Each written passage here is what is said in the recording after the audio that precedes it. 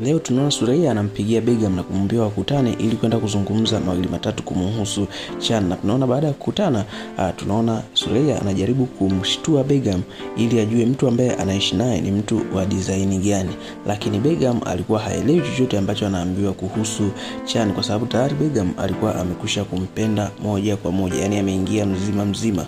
Hakuna neno ambalo ataambiwa alisikilize. Tunaona Suraiya anamuuliza Begum, unahisi Chan anakufikiria wewe? Akamwambia ndio, nahisi hivyo kwa sababu mimi ni mtu ambaye napendana naye na nampenda sana. Lakini tunaona Suraiya anamwambia kwamba Chan toka amekuwa na wewe hajawahi kusimamia kesi yoyote, lakini pia amekuwa ni mtu ambaye mimi nimeshindwa kumuelewa. Kwa moja tunaona Suraiya anataka amwambie Begum kila kitu ambacho kinamhusu, lakini Begum kutokana na maneno yake basi Suraiya alishindwa kumwambia, kwa sababu tunaona kabisa Suraiya alikuwa anataka amwambie Begum kwamba Chan hampendi.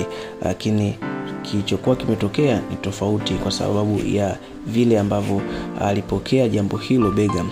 Sasa kwa upande wa Esma Sultani, leo tunaona anakutana na mpenzi wake Garib Bey, na baada ya kukutana naye alienda akaongea naye maneno mengi, lakini neno ambalo alimwambia la msingi ni kwamba alimwambia kuhusu Suraiya unatakiwa usifikirie chochote, kwa sababu Suraiya ni binti mmoja nzuri sana. Sikufikiria hivyo na nilikuwa namchukia sana kipindi cha nyuma, lakini baada ya kumgundua basi nimejikuta naanza kumpenda. Sasa mapenzi yanaanza upya kati ya Suraiya pamoja na Esma Sultani. Jambo hili ndio ambalo alikuwa analipinga sana Ipek, lakini ndio ambalo limekwenda kutokea kwamba sasa huyu mkamwana mkubwa ataanza kupendwa na mama mkwe, huku huyu Ipek yeye akiwa anaenda kupoteza kila kitu, kwa sababu ukiangalia kwa upande wa mume wake alikuwa hampendi kabisa, tayari ameshaanza kumpenda Esra. Lakini sasa tunaona na mama mkwe naye anaanza kujiengua taratibu. Sasa tunaona kwa upande wa Fikret amekuwa yeye ni mtu ambaye anaharibu kila siku. Leo amekwenda kwa Adem na kumwambia kwamba kama ingekuwa tunaruhusiwa kuchagua makaka, basi mimi ningekuchagua wewe na sio Faruk. Yani Faruk pamoja na Fikret wamekuwa ni watu ambao wana uhasama mkubwa sana, wamekuwa wakiwa wanapingana sana. Sasa tunaona hii huenda ikawa ni sababu, kwa sababu tunajua watoto wa kufuatana huwa kuna changamoto sana juu yao. Sasa jambo hilo ndio ambalo limetokea katika familia hii.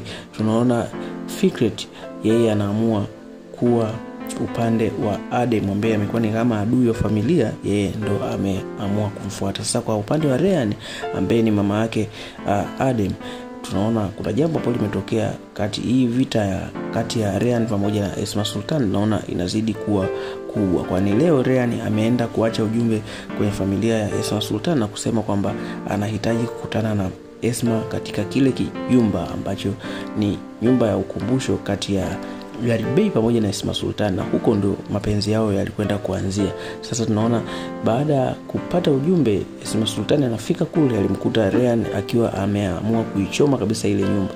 Jambo lile limuumiza sana, lakini hakuwa na cha kufanya na nyumba ilikuwa imekwisha kuanza kuchomwa. Sasa tunaona anajitahidi sana Esma kumzuia Ryan, lakini ameshindwa, na anajitahidi kutafuta msaada lakini ameshindwa. Sasa moja kwa moja nyumba imekwisha kuwashwa. Nini ambacho kitakwenda kutokea baada ya nyumba hii kuchoma moto, mimi na wewe hatuelewi. Tuendelee kufuatilia tamthilia hii pendwa kabisa ya Evermore. Kila kitu tutakwenda kukijua na kila kitu kitakaa sawa.